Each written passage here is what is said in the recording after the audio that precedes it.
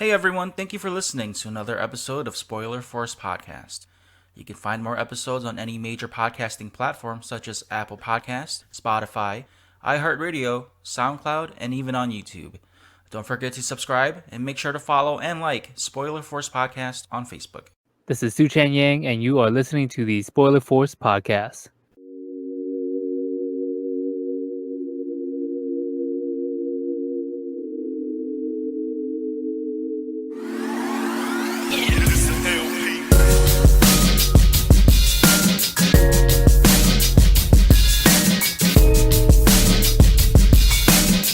All right, so this is episode 68 of Spoiler Force Podcast. My name is Ricky, and thank you for tuning in. This week's guest is someone that I've been following for quite some time. He is a fitness coach, and also he does dieting and nutrition as well. And he's also a coach for a high school as well, and he's from Minnesota. So let me introduce my guest here, SuChann Yang. Thank you so much for being on the podcast, bro. Hello, glad to be here. Yeah, when I first got into seeing your content, I believe I added you on Facebook first. That's how I started seeing your health related stuff. And then I saw some of your clips where you did your squats and deadlifts and stuff like that. And then as I got into your personal or your Facebook page, like your fan page, I saw that you did interviews with a bunch of other fitness coaches and more like in the Hmong community, which was really cool because I don't see a lot of that here in Michigan. So it was really cool to see there's other Hmong coaches out there that's doing weightlifting and nutrition and stuff like that. Because in our culture we don't tend to eat the healthiest, and it's a pretty bad diet in our culture. So I thought it was really cool that you're putting that spotlight out there to show that a lot of Hmong athletes are being coaches and training and doing things healthy in the right way. So what got you started with just being a fitness and health coach? So there's multiple stories that I can tell about this because it all kind of leads me to coaching. But one that really stands out to me is I played tennis in high school, and for some reason I just had very inflamed knees. My knees just became really inflamed to the point where I couldn't bend my knees anymore, and it made it hard to walk, and I would have to actually just lay in bed for a long time until it wouldn't be so inflamed. And so I went to go see a physical therapist, and he told me that I needed to develop stronger legs. And at that time, this was I was a freshman in high school, and when he said that, I was like, oh, I already do a lot of legs. I run a lot, but I actually took I thought deeply about what he said, and I said, you know what, maybe I should give this a shot. And so I started looking up programs on how to get stronger legs. I bodybuilding.com at that time was free, and they just posted a bunch of exercises, and I just followed the program, and I went to the weight room. I did the routines and everything. I asked my coaches and other athletes, and just asked people how to become stronger and how to prevent injuries. And then fast forward, I wanted to be a physical therapist growing up because I was like, oh, this physical therapist helped me a lot. I decided not to go down that route because after shadowing a physical therapist, I didn't want to, that line of work wasn't for me. And I knew that what I wanted to do was preventative care, preventative health, getting people to, move, eat well, be healthy, and, not have to go see the doctor. And so I knew that that's what I wanted to do. So I went to college for exercise science down in Mankato here in Minnesota. And, with the intention that I was going to be a personal trainer of some sort, work in a gym of some sort, help people in my community, very intentional, to work with low-income communities who don't have access to a lot of these things, who are still eating, McDonald's for lunch and dinner. And so I knew that, that's how I started, was just being aware that, someone helped me and I want to do the same. But that kind of led me down to what I'm doing now, which is still training high schoolers and helping them prevent injuries and helping them be healthier so that they can live long, healthy lives without any health issues. Now, you talked about like going to physical therapy before you transition to what you're doing now. Mm-hmm. Now, for your coaching and just doing that, is that like a certificate that's required? I read something about that. I wasn't too sure. So it depends. There's like a gray line if you want to coach, like be the weight room coach for high schools, because there's like really no regulations on that right now, and there really is no funding for that position, which is why there's a lot of gray area when it comes to being a high school strength and conditioning coach. But if you want to do it in the um, collegiate level, like in high school, in college, then definitely need a master's degree and uh, a CSCS, a certified strength and conditioning coach certification to strength train college athletes. But then if you just wanted to be a personal trainer, there's multiple certifications that you can take to be a personal trainer. now, do you have to go to school for that, or is that just its own program? To be a personal trainer, you don't have to go to school. But you want to train athletes in a collegiate level, you have to go to college. Okay. All right, so that makes more sense then, because I Mhm. always thought that it was just like, I thought you'd have to take some sort of school credit for it. I didn't know that you didn't have to go to school to be a Mhm. personal trainer. Yeah, Uh, and interestingly, now that I'm in this field, I see my field very objectively, and I really believe that you don't need a college degree to be a personal trainer. And I just don't agree with it. But that also depends on what you want to do. And I say that because I know a lot of like master's degree people who are personal trainers, but they're not that great of a coach. They're not that great of a personal trainer because they're missing the personal aspect of it. And then I see personal trainers who don't have a degree, but they're very good at the personal aspect and getting people to change with their emotional and habits. And, they produce much better results. So I don't agree that you have to have a college degree to be a personal trainer. Now, do you think it's because the degree that's required? I know that it's a college level, but do you think it's more for like the science of it then? Just is It that does teach you a lot of science. And most kinesiology, exercise science programs, what I've seen and experienced is it kind of gears you to actually take the CSCS certification. A lot of it is science based. A lot of it is, research and teaching you how to read research, um, reading evidence, and seeing what the best practice is. But there's like so much research out there that everything works. And then, and like coach, not just coaching, but like just weightlifting programs and dieting. It's always changing, like seasonally. yep. Sometimes there's always like a different program that works for everyone, and that's one thing that I've learned too. Like when I used to when I used to Mhm. exercise, I learned that for me, I didn't really enjoy weightlifting as much as I thought I would.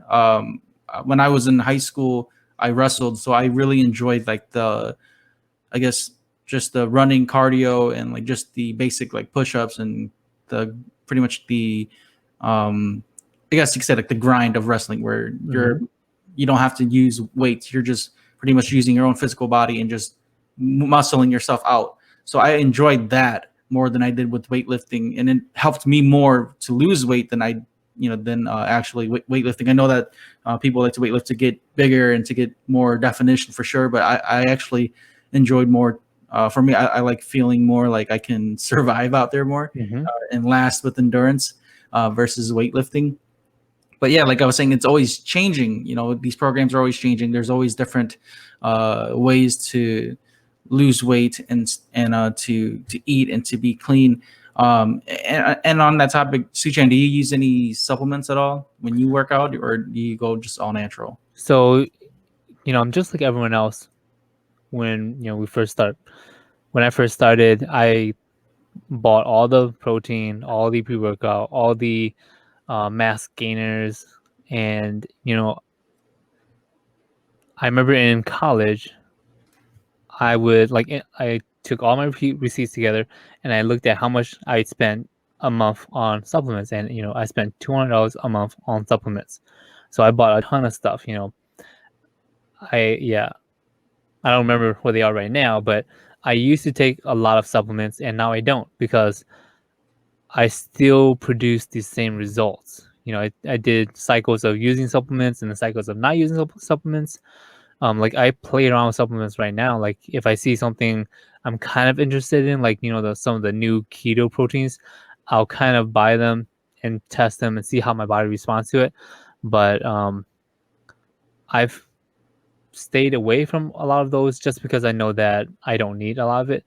There are some supplements I do take, and those are more of like the multigreens, chlorella, spirulina, D3, fish oil.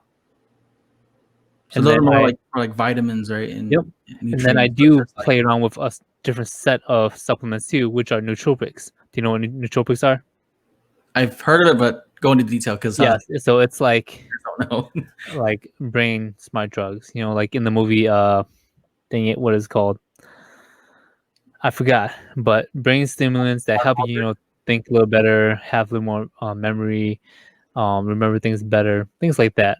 And I always play around with these supplements, but I know that I don't need a lot of them. And for like a lot of my clients and my students, I always tell them that you don't need supplements if you're not sleeping like 7 to 8 hours, if you're not eating enough, if you're not eating enough good quality food, you're not drinking enough water, and if you're not exercising enough. Then supplements are like a very slim percentage of like the results. Like it's not going to help you unless you actually do the big pillar stuff. Yeah, I've got some friends who are like into weightlifting up in Minnesota too, and he's really into like supplements and getting all the proteins and doing all the protein shakes and stuff. I know that for guys who are gaining muscle, it's harder for them, so they have to use supplements versus people who are trying to lose weight. I never really use supplements. I did do like a little bit of like vitamins and stuff. I'm currently using this right now, but these are just multigreens or like, just to help like for digestion and stuff. It's called the FNX Super Greens, the Rebalance brand. I've been using that for mostly just diet, just so that I can stop eating so late and to control like my urges to snack. And it's been helping me kind of detox too. So I've been. How's it working for you? I did a month trial. The first week was pretty hard because I think my body wasn't used to it, because I just kind of like jumped on the gun. I never like eased into it. I just did it, and I tried like one or 2 cups a day. I kind of just stuck to 1 cup a day. I think when I did 2 cups on one of the trial days, I felt really shaky. I didn't like that feeling. So I've been doing 1 cup a day. So is this like a stimulant, or is it just kind of like a green juice? I think it's a little bit of both. I do feel like a bit more like awake or more alert when I drink it. But I believe it's more for just like dieting, like just to control eating and to help with like the metabolism and detoxing. Yeah, like I was saying, I drink 1 cup a day after work, and then I'm pretty much set after that. And it's been like it's helped me a lot within the past month and a half. Obviously, physically, I don't show the results, but my stomach, my gut size has gone down. I don't feel so like my stomach doesn't feel so like tight. So I feel much better. If I put in effort to work out more, I'd probably shed the weight much faster, but I haven't. So I've been just drinking that and been feeling good. I kind of do it off and on because I don't know. I'm kind of skeptical too, because I feel like if your body gets too used to it, then you'd have to either do more or get something different. And that's something I wanted to ask you too, because I know that you were just saying that you don't really use supplements. Do you think, like, does your body get used to that? Or do you get kind of like, not addicted, but does your body end up kind of just like plateauing when you keep using certain supplements? So it really depends on like the supplement and like your intention of using it.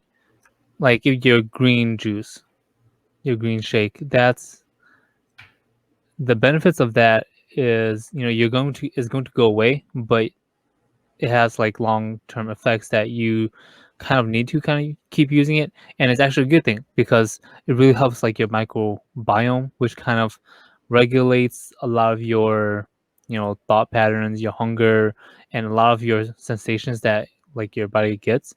And so like your first week experience, that's going to go away and that's going to change. But you should continue using it and see how like, you know, your body responds to it, because the results of that one, you're not going to see a big difference because it's kind of like, you know, eating your greens. But like caffeine and pre-workout, typically these things you do build a tolerance to, and so you do need more like more scoops of like C4 if you want the same buzz that you first had.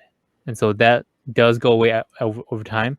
But if you get off of like using it for like a month and you retake it again, most likely it'll come straight back and you'll get that, you know, that pump that C4 gives you. So there are things that like does kind of like not have that big of effect over time, but it really depends. Some people would never, like, that doesn't go away, and some people it does go away.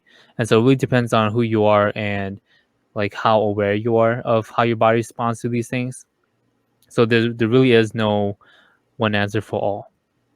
Okay, and it depends on your diet too, as well, right? It Like does. depending on what you eat, because I know like the diet plays a huge part when like people try to really cut weight to get the definition of like the muscles and to get like the, you know, like the lines on their six pack or Mhm. something. Right? Because I have a buddy who's like he's been cutting carbs a lot because he wants to get like his like to get really cut again for obviously not for the summer because of the COVID stuff, but Mhm. he's been like cutting a lot of rice and bread out, and he even shares like with us like what he eats.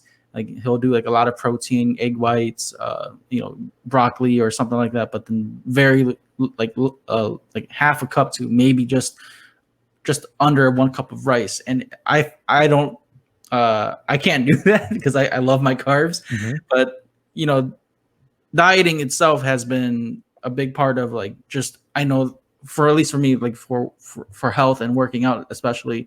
And even like I had this one experience one time where I even like where I ate junk food during my rest before my wrestling practice just to see how I performed.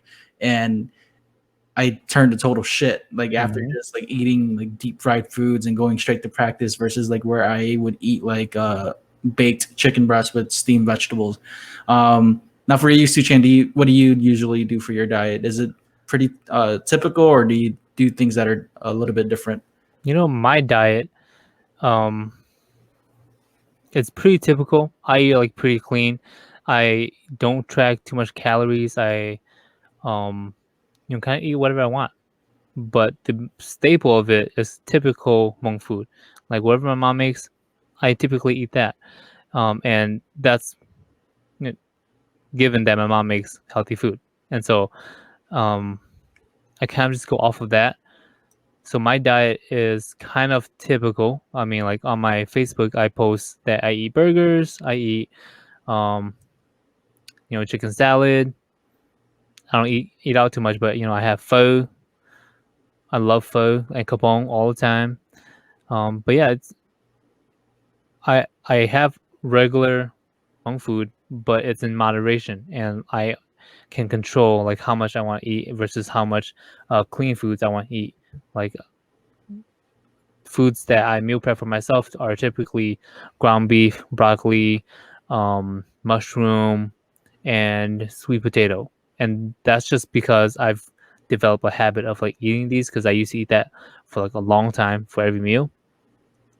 But yeah, like diet plays a huge role in like your ability to uh recomposition. Like if you want to build muscle or you want to lose weight, diet is one of the things that people kind of underlook, and they go very hard on the weightlifting and like the training, but they're not hard enough on the diet and the sleep and recovery as well. And so yeah, it's hand in hand. You need both. Like every pro athlete, they will have a diet plan that fits them, and it helps them preseason, and then like immediately a couple weeks before they have to taper to like lose weight to cut, or in like postseason they have a diet program for that too, and so it matters a lot. Now, do you keep track of your weight at all, or do you kind of just do? I used to. I used Okay. to keep track of it a lot, but not anymore. Just because I like don't care about it right now. I know that right now I'm 160, and 2 months ago I was 173. Like that's all I know, but that's because I'm aware of like what I'm doing, and I know that the things that I'm doing will result in me losing weight. And so that's only with my experience of like doing a lot of different things to have the awareness to not be able, like, to not have to track every uh, carb, every calorie, um, every day when I wake up, what's my weight. And so I'm not too tied to these things as much as I used to, because I'm in a habit that will kind of result in me losing weight. Yeah, because like I know a lot of people who just like in general, just people who start to do like diet programs and weightlifting, like apparently the numbers of the weight and like what you consume, it's a big deal. I never made it a big deal for myself, but it was the only time I ever made weight a issue because I was trying to either gain weight or cut weight for wrestling. But after the season was done, I like you, I didn't care much about it. I just did enough to stay healthy and just to burn enough to where like I could still consume what I want to eat. Yeah, and I do want to talk about that.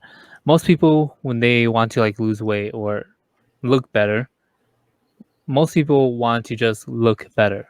And what they think when they want to do that is they want to lose weight. Well, like if they are a little bit chubbier than they want to be, they think that they want to lose weight. And so that's the thing that they become very obsessed with, is the scale, the number on the scale.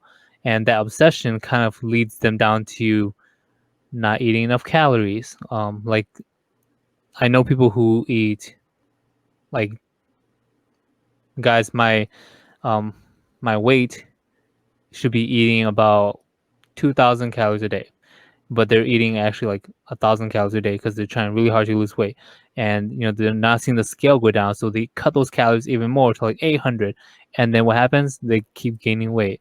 And so people, because they care so much about like the weight and the scale, they lose sight of how I actually look and how I actually progress and how I actually feel in that process, because all they care about is the number on the scale. And so with like all my clients and all my students, I always tell them that we're here to bring awareness to weightlifting, to exercise. We want to make it fun, and we're not going to look at the scale. And like another example is I have a client. She's 42 years old, has 3 kids, and she was 125 when we first started training, right? And she's someone who's typical mom, who wants to lose weight, wants to look better. And for her, we didn't look at the scale at all. And so all we did was strength train. She also loves to run, so we ran, and her weight actually went up to like 132. But on this like one night, her and her husband were gonna go out, and I told her to go try some nice clothes, right? And she told me that when we first started, she was a size 6 for dresses, and that she was actually able to fit in size 0. So she dropped a lot of size, but the weight actually increased, and that a lot of factors kind of went into that, into like resulting her in losing body fat but gaining weight. But that's because we only stopped focusing on the weight, and we focus more on health and just focusing on body composition, which was actually the goal. Now, do you follow like MMA or like UFC stuff at all? Not too much. Okay, because there was one fighter in particular, Jorge Masvidal, I feel like 2 or 3 weeks ago, maybe longer than that. But fighters who have to cut weight within like a certain time frame, and obviously it's unhealthy. But what's your view on that though? Like, because Jorge Masvidal had to cut 20 pounds in 6 days, Mhm. and he made weight, but just like the toll of your like on your body from that, just cutting that much water out, and then the next day when you do have like some sort of recovery time to just jump back up like another 15 pounds of just water. Like, what are your thoughts on that? Like when people cut weight like that drastically, and instead of just like trying to maintain a certain weight. So it is, like in my experience, it is a bad thing because it kind of messes with your mental psyche more than it does your body. But there is long-term effects of that. But let's talk about Jorge. For him, it is a little bit unhealthy, but given that he is a top athlete, he has the ability to do so. So it's okay for him, and he needs to do so because he needs to fit in like this range in order to actually fight in this weight class, right? And so he's a special population that can and should be doing these things. For the average population, like you and me, we don't need to do that because it's not good for us to do that. Why do you want to drop 6 pounds in a week? Oh no, like 20 pounds in a week. And then what happens after that, right? Like I've done that and it's not fun. Like how personal can we get on this show? Like is this PG-13? You can just say whatever you want. Okay, so like like I couldn't get an erection like for a while because I was cutting so much, and that plays into my hormones. And I know that a lot of people who do things like this, they lose their periods, they can't get an erection, and like they don't have any sex drive, and then they start losing hair. So losing weight drastically like that short term is fine, with like a caveat, like you got to be aware of what you're doing, and this weight is going to come back. But if you do this long term, there's drawbacks to that. So for Jorge, it's okay because like, I'm I sure he knew has your a top body team. would, I knew your body would react that way. I didn't think your hormones would be affected like that to where there would be like no sex drive or even loss of hair. I've never seen like any cases like that. I No, honestly it's never. that people don't talk about it too much. It happens all the time, especially if like a bodybuilding show. A lot of people will kind of experience things like this, but because they're so focused and into the zone, that it's like not really talked about. You think there should be more awareness for that then, like for like people who kind of overdo it when it comes to like weightlifting and being healthy? No, definitely, because people over glorify the Instagram. Like, I want to look like that. I want to, have sub 5% and have shredded abs. And, I'm not saying that you shouldn't have that, but realistically, most people aren't able to walk around like that. There are some people who can do that, and I know them, but most people, to achieve that level, it's not natural for them. And like the body doesn't want to be that lean. And so not enough people talk about this, and it's not that sexy to hear because all that people want to see and talk about is how they got to that sub 5%, how they reached that goal. And so the aftermath people kind of zone out of. So definitely we do need to talk more about it. It does play into mental health too, because a lot of people don't have a good relationship with who they are and how they look in the mirror. And so definitely more conversation needs to happen. Yeah, that was something I wanted to add on too. Like, good thing you brought it up was the whole mental aspect of it. I know like people who have like drive, or in general they have drives to be healthy, but to like kind of just push your psyche out there like that, and to just force yourself to think that you can do it when you can't, and then like when the self-esteem hits, where like when you're not achieving certain goals, or if you kind of just like the whole comparison thing, like you said about Instagram, and like all the you're seeing like different people and different athletes having what I guess what one would want. That does play a huge part in their mental health. And do you think it's like do you think the whole mental aspect of it, do you think no matter like how healthy someone is, do you think that's still like plays a huge a factor in that too. Like seeing like healthy people who have like you know, suicidal tendencies, or like people who are never like happy, where they resort to like steroids or TRT. Mm-hmm. Have you seen that as well? So I have seen a lot of that. Not personally, like I don't know anyone that has like that extreme of a case, but I do know that. Okay, I can't think of actually some people that I know. Um, and I'm trying to frame this right, but it's just like like Robin Williams. He's successful. He made a lot of people happy, but deep down he wasn't happy himself. And like, how can someone so successful like end up like this, right? And that happens to a lot of people. Just because you see that on Instagram someone looks very healthy does not really mean that they're healthy. Some of these people have poor mobility, they have aches and pains everywhere, but they look good, and people think that that's the standard.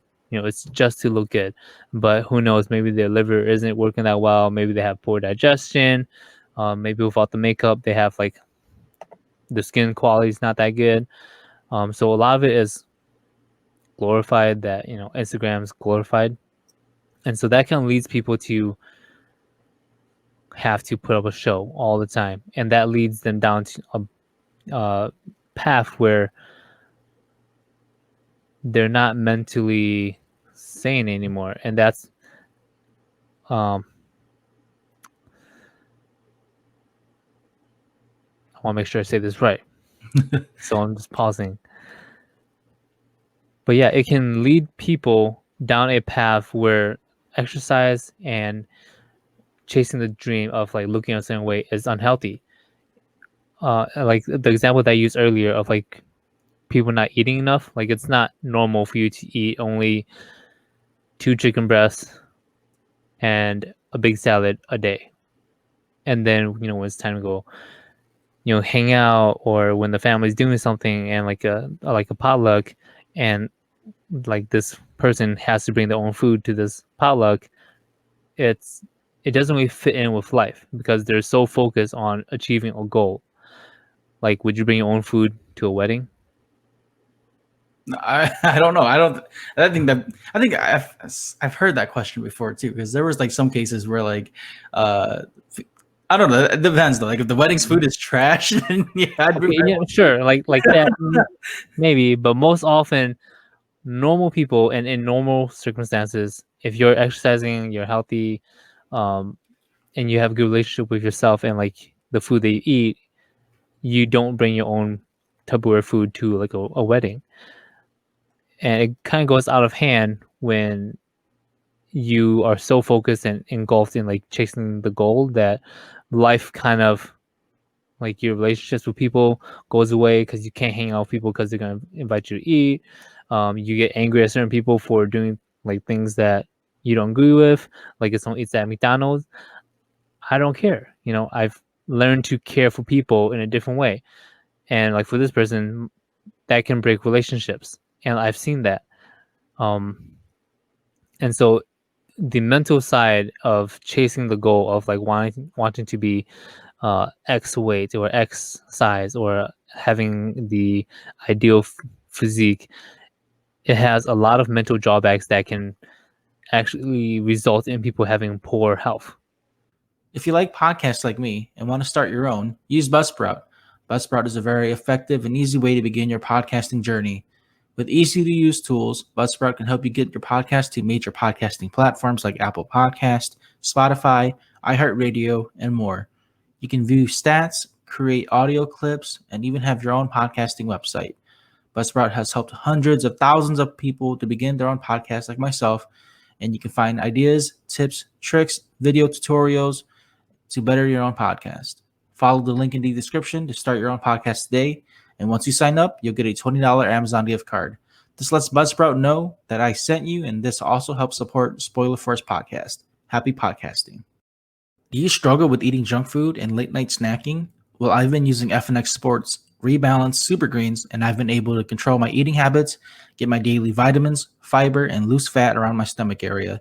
The Rebalanced Super Greens comes in multiple flavors and is easy to use by just mixing the supplement in water. You can drink this anytime during the day and feel energized without any groggy after effects.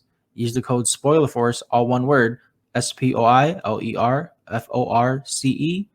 and get 15% off your very first order. Now, on this topic too, I know that with dieting, keto is a big thing recently as well, and then intermittent fasting. I have some family members who are doing the intermittent fasting too.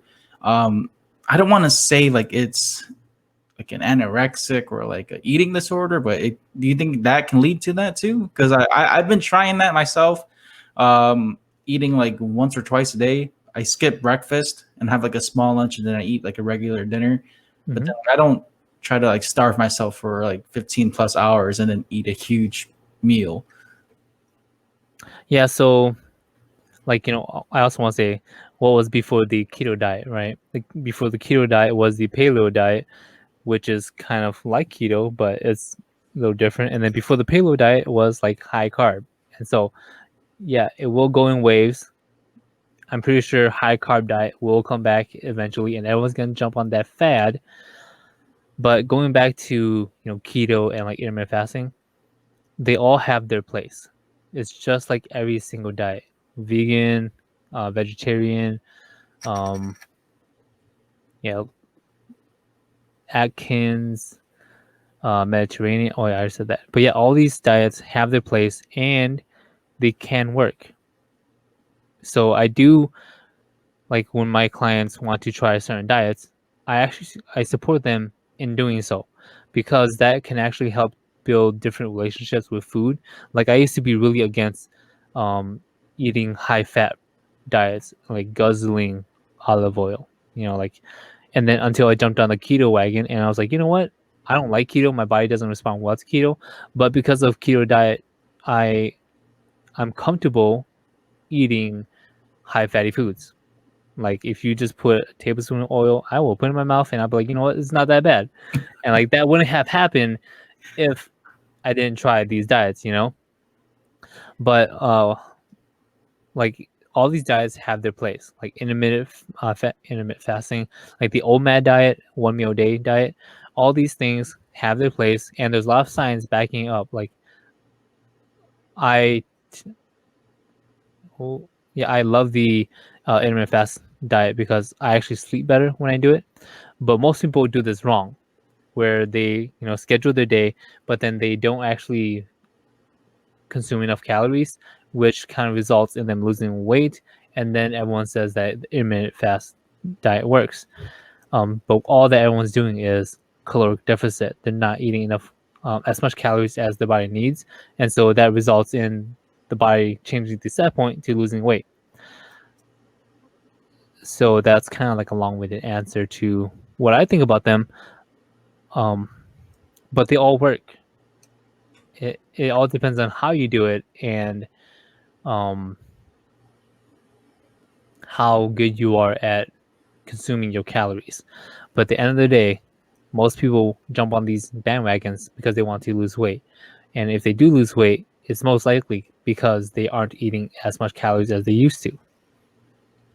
What's your thoughts on the carnivore diet? I know that was pretty hot for like a quick like month or so, because I know Joe Rogan was really into that and testing it out, and he showed his before and after pictures of just eating like red meat instead of and no carbs. You know, like you were saying, it's all like fads and it's all different scientific facts. Really, I think it depends on just the person themselves, really. But have you tried that? Or I have tried the carnivore diet actually, and most people do it wrong, where all they eat is like red meats, and they're missing out on the intestines, the liver, the kidneys, and all these organs that is part of it, you know, and like all the brains and everything. And so when I did it, I included all of these things, and it made a big difference. And I also did the carnivore diet where I just ate lean like proteins, like just the meat. And you know, I find that didn't feel the best. Like physically, I felt kind of sluggish, felt kind of drained, and yeah, my poop was like very watery. That's just because I didn't have like enough fiber. Oh no, it was it changed a lot. It went from like watery to being too hard, and so it was like all over the place. But I find that what works best for me is more of like a plant based. So I like 80% plants, veggies, and then like 20% protein. Like that's what works best for me. Um, and I base it off of how I feel, how I sleep, how my hormones are. Do I wake up with morning wood? Um, how my skin, nails, teeth look, and everything. And so I put all these into factor. And when I go on diets, I can measure a ton of stuff. And so like my body is the experiment for me, and then like your body will be your experiment on how you respond to certain things too. I have never gone into that kind of detail where I thought about like my skin, my fingernails, my breath, stuff like that. Yeah, I've never thought which of it like is why I put that much detail into it, because when I tell my clients about it, that's how much detail I want them to become aware of. oh man, I think if I did that, I would be like so tripped out. Like, oh my god, like my nails are yellow and shit, or something like that. I would trip. If they're yellow, dude, we got stuff to talk about, man. It's like signs of diabetes or something. I've never tried the carnivore diet. I did want to try it, but then you said you were talking about being on a plant-based diet. I tried that for 2 weeks. I felt good, but oh my god, the food was fucking terrible. I cannot eat the food. I can't do it. It's so nasty. I felt like I was eating dirt and twigs doing this plant-based diet. I gave up. Like I couldn't even do the full 2 weeks. I did like a week and almost a week and a half. So, I'm someone where I can do that. If I go into the garden and just, take out some green onion and some beets and some other stuff, I can stick in my mouth and I'll be okay. I actually I love that stuff. Some radish, from the dirt, stick in my mouth, I'm good. And like that's kind of like the raw diet. Like my body can handle things at that level, but most people can't, and it's kind of like a acquired taste. And so what I tell my clients is you have to kind of make it enjoyable. So if you have to add ranch, add ranch. So what? You're still eating it. It's okay. And then if you want to add like bacon on top to make it better, if you want to cook it in something so that it tastes better, do it. Because long term, it's moving towards being able to eat it kind of raw, if that's a goal. But if it's just to consume these plants, consume it however you have to. Like if you have to roast it, if you have to dip it in bacon oil and then cook it in it, like if that's your thing and if that's what works for you, then do it. Or make kale chips if you can't eat kale with in a salad. Kale chips are actually pretty good. I might have to try that next time. I've never. I think kale's all right. I don't really like it cooked. But I'll definitely try some kale chips for sure. I wanted to ask you this too. I know with you mentioning earlier in this podcast that you injured your knees. Have you injured? Have you had any other like injured like experiences and stuff like that? For me, like I injured my shoulder, my right shoulder, in during wrestling, and then I nearly snapped my neck in wrestling too. So my neck's okay now, but I've never had it like checked up. I might have a chance of like some sort of fused disc. But have you like had any other injuries too? Of course, it's these injuries. I never had like a moment where I dropped a bar in my neck or anything. I never had a moment where like my shoulder popped out. But it's like overuse injuries. Like I had both my shoulders. I have shoulder impingement, and so like it really hurt to like raise my arm up. Like I could only raise it to this height.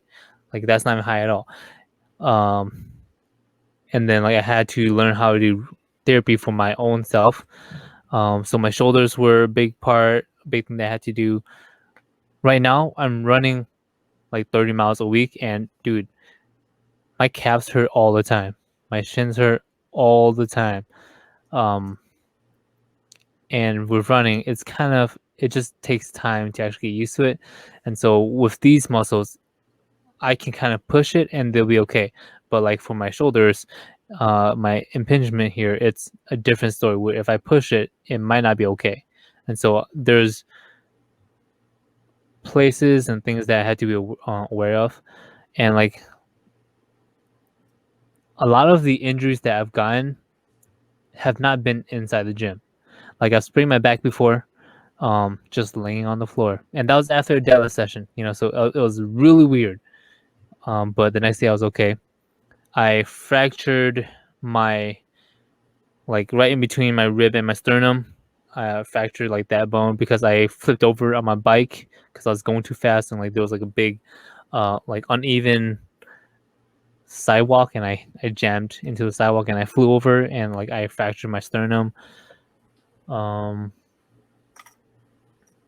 But yeah, like I still feel like the healthiest I've ever been, even though I have had injuries, sprained my ankle like dozen times. And that's the thing Mhm. too, where athletes who get injured, they're so eager to get back into shape where they don't let their injuries heal. Do you let your clients or whoever you're training know that as well, like to kind of just when they're in the process of healing, to kind of just take it slow versus like trying to get back into the gym and get the grind going again? Mhm. Yeah, I always use this metaphor. The metaphor is that the time that it took you to develop this pain, most likely it would require the same amount of time to actually get it. If it's not a um, injury that happened like that, so like if you have a lingering shoulder issue that has been there for a long time, it's going to take a long time for it to come back to like being normal. And so I have a client that is actually very hard for her to raise her like arms in front of her because like she has like a shoulder impingement issue too in like different location.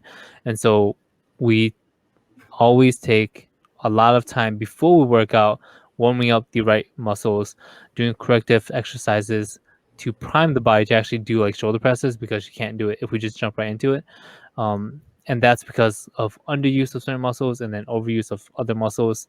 And so it's really priming the body to actually relearn how to move. And it's a slow and long-term process of healing until we can actually do the big things that, is cool. Yeah, because like with these kind of injuries, man, like it's like when I went through my shoulder injury for wrestling, it was Mhm. terrible. Like just being able, even like now, like with the whole with the long term effects, like not being able to do certain movements or certain just doing the activity, it does take a toll on the person physically and mentally as well. Mhm. um and that's the thing with injuries too, is like people don't take the time to heal, and that's something that I wish like not just athletes but like just regular people in general to kind of realize too, like take time to heal. It's better to not ruin something Mhm. like it's even to the point where like where people who like tear like ACLs or stuff like that, where like they'll just trip over something and it breaks. Mhm. That's pretty scary. I've not experienced that, but I feel like it's gonna come someday because I can feel it in my knees already. Uh, So that means you need to start doing other things to prime your body so that doesn't happen. and what would you recommend? Because like what I do a lot is I don't really walk a lot. I know uh, that's supposedly like really beneficial in the long term, just to even walk instead of run or jog. Um, but yeah, that's like one of my biggest fears is like because I've never had it happen. So like I've seen people have it happen. I've seen it in person where someone tore their ACL, and that is not fun. Mhm. So like, what would I have you do? Man, there's so many things, and it depends on what you're doing right now. If like you're probably like me, when I didn't exercise that much in like my freshman year of high school, is to start walking and then to start doing like leg strengthening stuff. So like lunges, squats, um, deadlifts, and then like a lot of the big stuff. And then, the goal here is to kind of develop the muscles and the tendons so that, it's to prevent injury.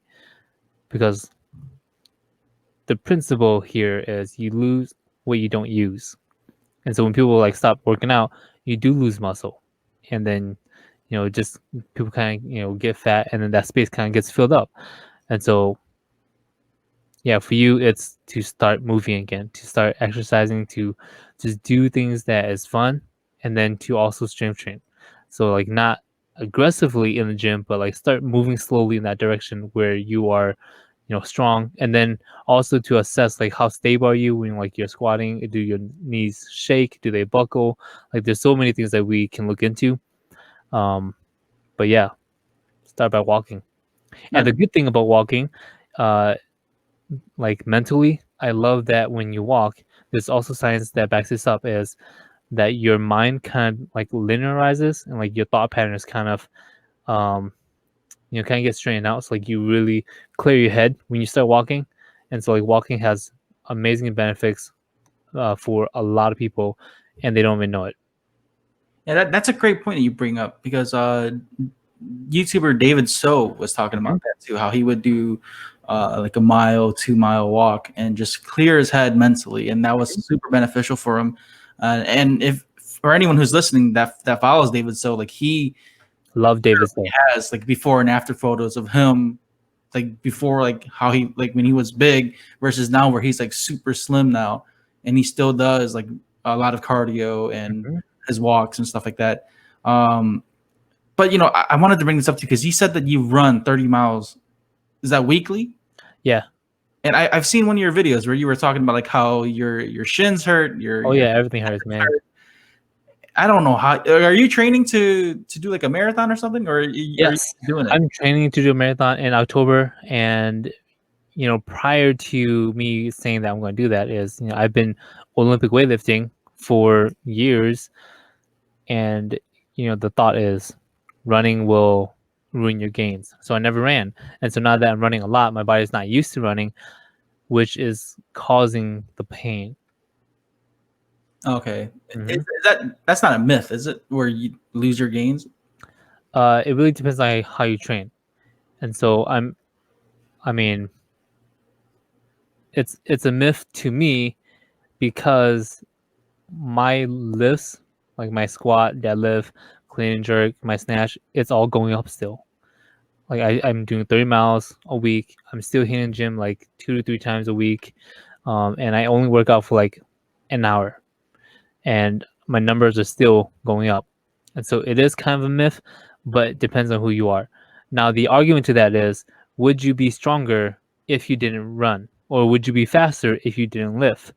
And the answer really depends on who you are, how you train, and how your body responds to like certain stimulus. Some people have more type 2X muscle fibers, which means that they're stronger and more explosive, and so like they might do better in the gym and become stronger. But some people will have the regular type 1 muscle fibers, which is like built for endurance, and so they might be able to run longer and be okay. But then in the gym, they won't be that strong too. So it really depends on who you are and like how you train and how much training time you have, how many years you've been training. Now, do you implement any other kind of Olympic training at all? I know you said you do Olympic lifting, but have you done like sprints and stuff like that too? Yeah, I do sprints, but the goal is to improve my running speed, and being able to run for like 2 to 3 hours. Okay, yeah, because I don't think I've ever ran for like longer than an hour. I usually just do like sprints. I've never done any long distance or like long endurance type of running, so I was never used to that. Yeah, and I find that it's really mental. Your body will send you signals that you should stop, but you really can keep going. Like David Goggins, like I listen to him a lot. Do you know David Goggins? I've heard of him, but I don't think Yeah, so I've seen you post about him too. yeah, and like he has done some crazy stuff, and it's like mind blowing. Like he ran 100 miles, and his feet was bleeding, his ankles were bleeding, knees were, messed up, but he kept going. And when I hear things like that, I'm like, wow, I can actually keep going. But then, like, when I put it to practice, yeah, it sucks the first mile, but it goes away. And then, like, during mile 7, I do want to stop, but I am aware enough that I can keep going. I have more energy in the tank. And so that's why I really advocate people who are like wanting to run a marathon to follow a plan, follow a program, because most often programs work if it's like tailored to you. Most programs will work in general, but one that's tailored to you will work a lot better. And do you plan to go beyond just the marathon, like do like a possible triathlon at all? Potentially I can, because I love to ride my bike. I love riding bike. I'm pretty certain that once I'm achieve my goal of running a marathon, I'm going to my next goal would be to race in a criterium. And so that's like a closed circuit bike race where you kind of run laps, or you bike laps around the circuit, and you try to get first place. And so that's always fun to me. Watching people do it is fun. And yeah, dude, I love riding my bike. And so a triathlon is not too far from the goal. I suck at swimming, but it's something I know that I can become better at. And yes, talking about swimming, like so that's a crazy endurance sport too. Just to use because like with swimming, you're using muscle fibers that you don't really get to use, and there's so much resistance in that too. So that's really beneficial. But then I hated it. I'm a terrible swimmer. Mm-hmm. I I suck too. I'm a horrible swimmer. I only learned to swim so that I can float. That's the only reason why I learned to swim. Other than that, I could care less about swimming. There's there's one fighter, UFC's Nick and Nate Diaz. That's how they train, like endurance like that, and that's why they last so long in their fights. And it's crazy to see how like they still do that during their trainings and like at post training or post fights, and to just constantly keep that going. That's super crazy to me. What are your thoughts on like those like weightlifting gurus and like all those people who like say like similar to dieting, right? Where they're like, follow my way, it's correct, and you'll get like benefits and all that shit. So I actually I love it. Why? Because they're helping people. Like I disagree with a lot of people on like the viewpoints on a lot of things, but I like that they're still helping people. And that's like you and I, we would follow someone. That's our entryway to health and fitness. And that's a good thing. I always see that as a good thing, because we always enter health and fitness at a different point of our life. We want to change when after we have 4 kids, or like right now when like you're in a midlife crisis, or after a relationship, and like you find these influencers that have something that you want, like something similar to. And so I always love that people are following people who are teaching them to do things that are healthy. But yeah, I disagree with some things that people say and do, but like under all of it, all I have for them is love, because they're helping other people. And like I can't help 10,000 people by myself. And so the more there are of people helping other people, then I can't say anything bad about it. Besides with David Goggins that helped inspired you, was there anyone else? Like for me, there was yeah, I'm thinking back like way back of like so like Bart Kwan, when he started running, I was like, yeah, no way. He's like a power lifter, and then he started running. I'm like, you know what? I can do it too. But yeah, I follow a bunch of people. Did you ever watch like what's his name? I only know him by his screen, like Ice One Cube or like Han Champion on YouTube at all? Nope. I No, don't okay, know who they are. those guys were like one of the first like Asian YouTubers that I was like watching to get like some sort of like influence by. And like singer Jason Chen, Yes. I was watching some of his stuff when he was training with Bart, and yeah, like just a lot of the Asian YouTubers, really just like watching their vlogs when they do their diets and when they're training sessions. That those were some of the people that I kind of watched growing up too.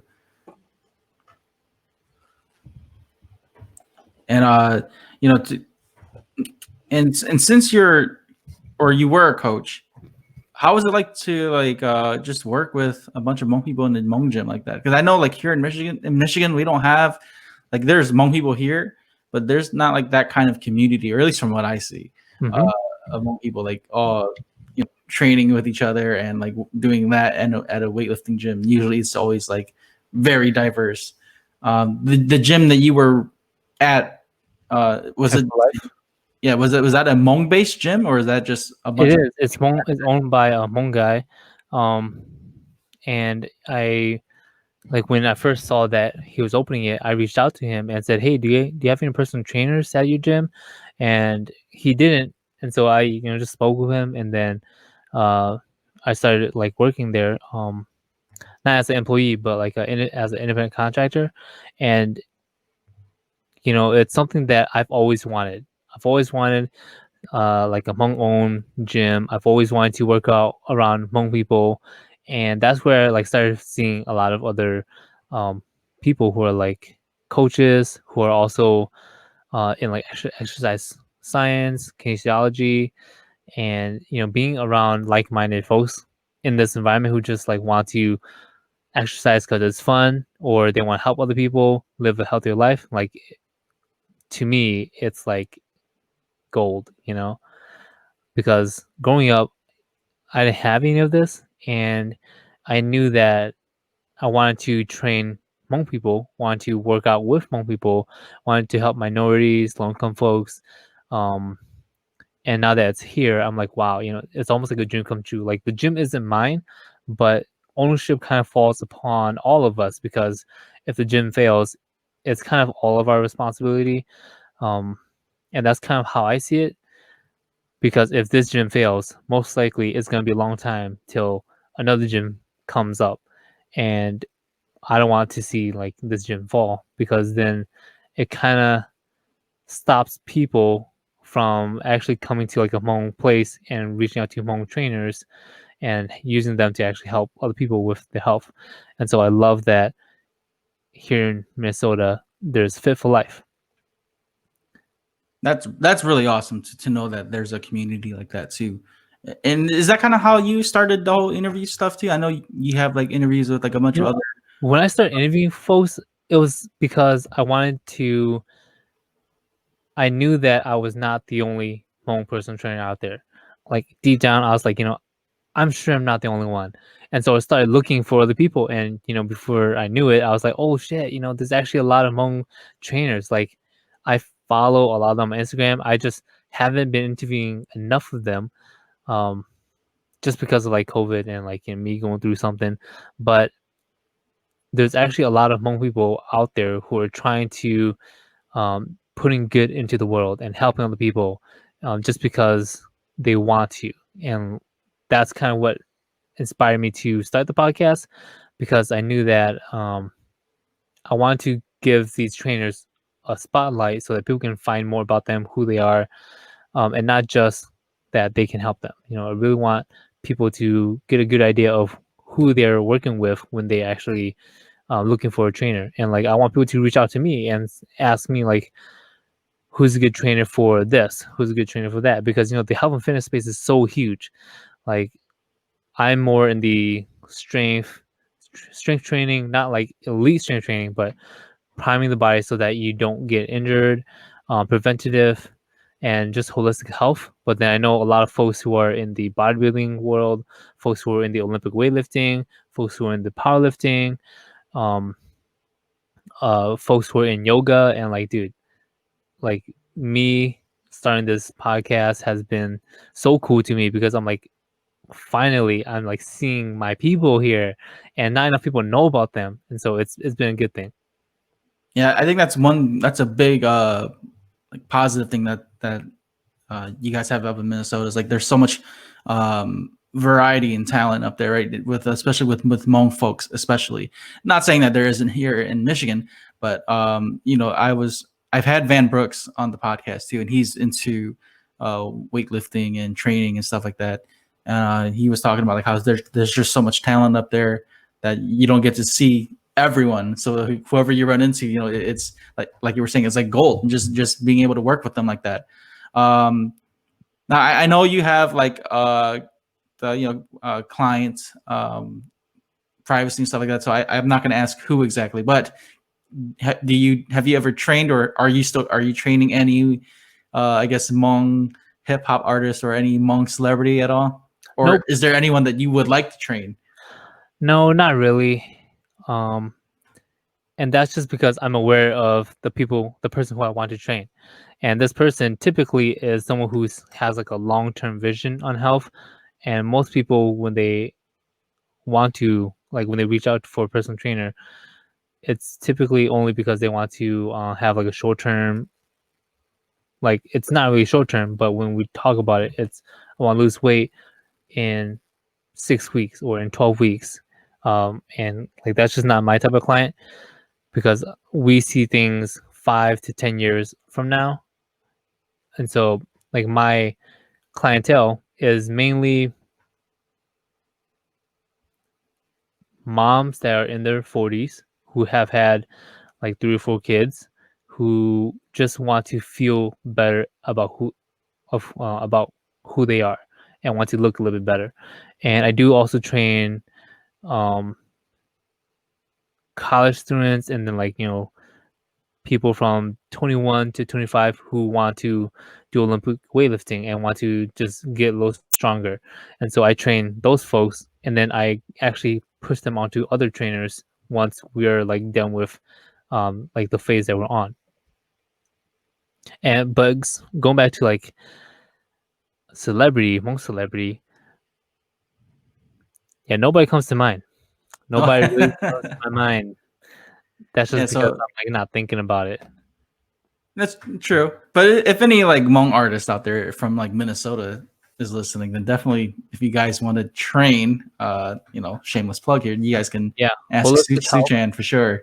You want to build a better relationship with your body, with your, with your food, with your habits, your life habits, let me know. And if you just want to get a little bit stronger, get tone up, go from a size 6 to a size 0, for you ladies, let me know.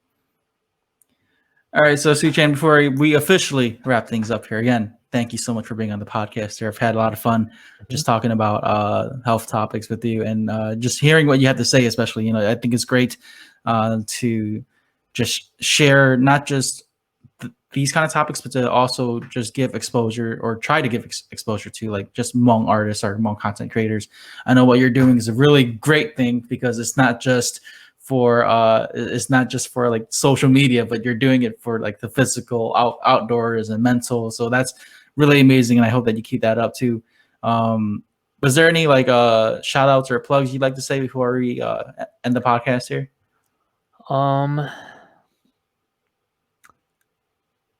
Find me on my Facebook. It's just SuChann Yang. My public page is SuChann Yang blog. Used to be SuChann Yang Fitness, but I switched it to SuChann Yang blog. My Instagram is SuChann Yang.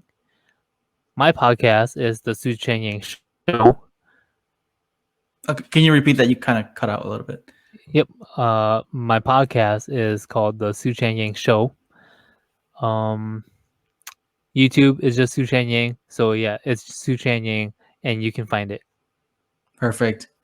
All right, so folks, this is episode 68. Thank you so much for listening again. Thank you again, SuChann, for being on the podcast here, and I look forward to having you back on here, dude. If you don't mind, and I know we talked about doing a collaboration as well. So whenever you're ready, I'll jump on your podcast too.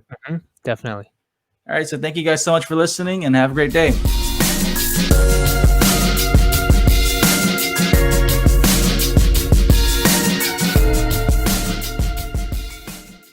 If you enjoyed this episode, make sure to follow, like, share, subscribe, and rate Spoiler Force Podcast. For comments, questions, or criticism, you can email me at rickyvang92@gmail.com or message me on Instagram at instagram.com/rickyvang92.